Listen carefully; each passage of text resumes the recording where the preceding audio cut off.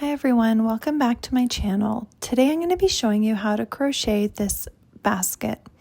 The one that I'm doing today is a shallow basket. It is going to be used as a front door table tray.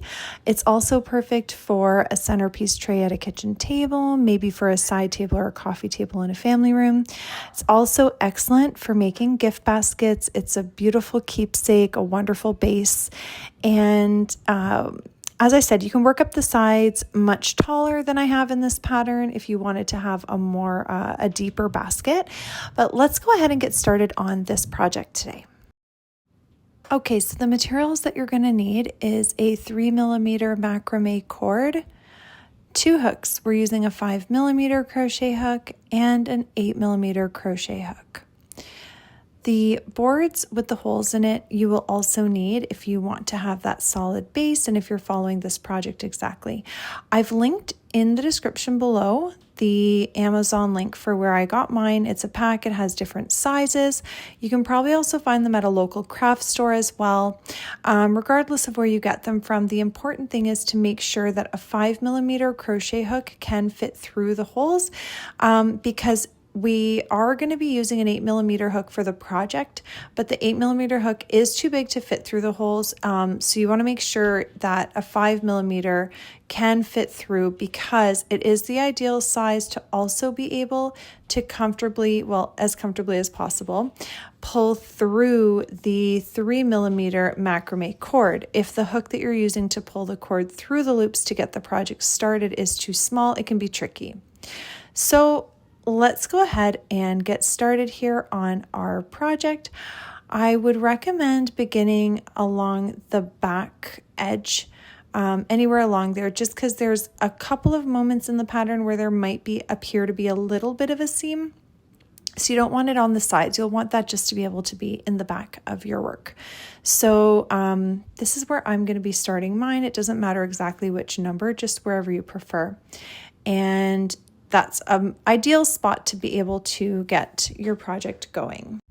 Okay, so get your hook into the hole there and grab your macrame cord, and we're not doing a starting loop. We're just going to feed it over the hook and pull it through just to avoid any kind of a knot from doing that starting loop for this project. Okay, so once you get it over there, you're holding onto your working yarn. We're going to carefully begin because we don't have that starting loop. You don't want to pull it right through. So yarn over, pull the hook through the loop. And we're going to be working single crochets. Make sure that your tension is on the looser side. You don't want it to be too tight.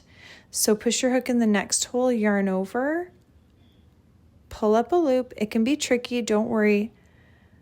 Yarn over, pull through both loops on your hook to complete a single crochet. And we're doing single crochets all the way around. So go into that next hole, yarn over, pull up a loop. Again, it's pretty tricky. I'm not editing this part of the video because I want you to see in case you're struggling as well. It is perfectly normal, but it's also well worth it. All right, and so this is pretty much all that you're going to be doing for this entire first round. You're just going to be pushing your hook into each hole all the way around, and you're going to be doing single crochets.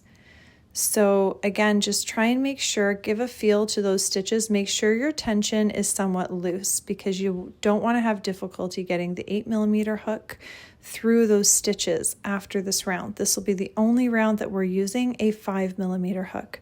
So go ahead, you can pause the video, finish working your single crochets all the way around, going through each hole of the entire board.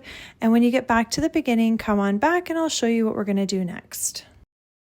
Okay, so now that you've finished that first round, just pull a little tiny bit up. We're back here at the beginning. It's not a slip stitch and we're not going to close with a slip stitch there. We're just going to pull out the 5mm hook, grab your 8mm hook and get that into, we're going to get the loop onto our 8mm hook.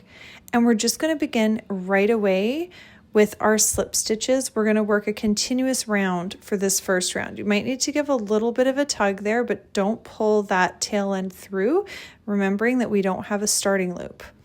So again, we're just doing single crochets, and I do recommend grabbing a stitch marker and putting it in that first stitch of this second round just to keep track of where your rounds are starting and ending, since we didn't begin with a chain 1 for this round.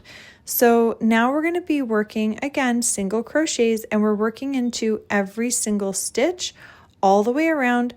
Some of them might be a little bit tricky getting the hook into, because naturally, even though you were trying to keep a loose tension, it is natural for these first round of stitches to be a little bit tighter than ideal, but you're good. Go ahead and work your single crochets all the way around, and then come back when you're back at the start. Okay, so now we're back here at the beginning. You see your stitch marker that's marking that first stitch of this round. So we're going to do this third round a little bit differently. You're going to chain 1 and turn your work. Grab your stitch marker and just move it into that chain 1 space right there, just to mark the beginning of this round. And we're going to be working single crochet stitches into every single stitch all the way around. Now this will be the one round that we do end with a slip stitch. Okay, because we started with that chain 1. So it's just to have a clean finish to the round. And then going forward, it will be continuous rounds again. All right, so work 1 single crochet into every single stitch all the way around. When you get back to the beginning, come on back and I'll show you what we're going to do next. So you can go ahead, pause your work, work your 1 single crochet into every single stitch all the way around, and then come back and I'll show you how we're going to move on. Okay, so here we are back at the beginning. We're going to close this round with a slip stitch into that chain 1 space. So push your hook in, yarn over, and pull right through the loops on your hook. Remove the stitch marker, and we're going to work single crochets again into every single stitch all the way around. And it's going to be for a total of 2 rounds. So go ahead and work your first single crochet. Get your stitch marker, mark that first stitch, because we're going to work continuous rounds. Now I'm going to leave you to it. You're going to work 1 single crochet into every single stitch all the way around. You're going to finish this round and then keep going for a full second round. So once you finish 2 rounds of single crochets, you're going to come back. I do want to mention you might start to notice the sides of your work appearing to cave in, and it might give you the urge to kind of stretch them out. Don't do that. Just keep working your 2 rounds of single crochet and then come back and I will show you what we're going to do to fix that. Okay, so now that you finished working those 2 rounds of your single crochets, we're going to slip stitch just right here into the next stitch just to give it a clean finish. Pull up a bit of a tail end and fasten that off. Don't mind my scissors, couldn't find my fancy ones. Okay, pull that tail end through. Now we're going to grab our large tapestry needle because we want to weave these tail ends in and out of some of the stitches to hide and secure.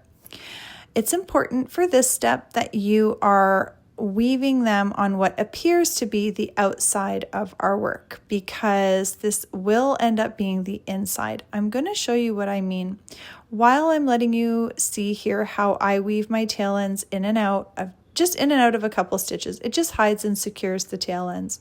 I'm going to explain. So as I mentioned, you will have noticed your work starting to kind of cave in.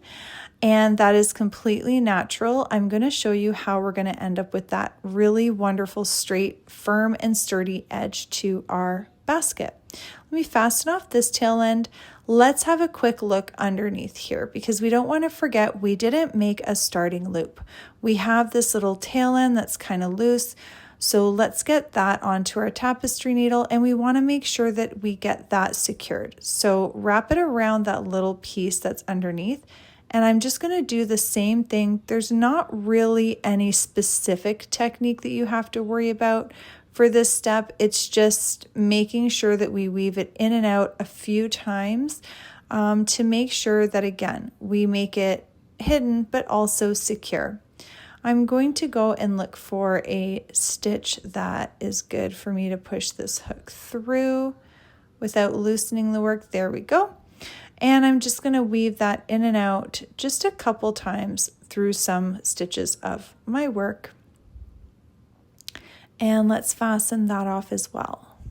Now I'm going to show you the technique for the sides of our work. So as you can see here, it looks like it's caving in, it's dipping in. It's not the most attractive for a crochet basket or tray. What we're going to do, instead of stretching it out and warping it, we're actually going to stretch it just enough to flip it completely inside out, basically. We're flipping the walls of our work around to the other side. So this gives it that perfect shape, that nice, straight, firm edge for our basket. Go around and just adjust it to make sure that it has completely flipped over successfully all the way around, and there you have it. I hope that you've enjoyed this pattern. Please don't forget to like and subscribe, and have a look at the helpful links in the description below.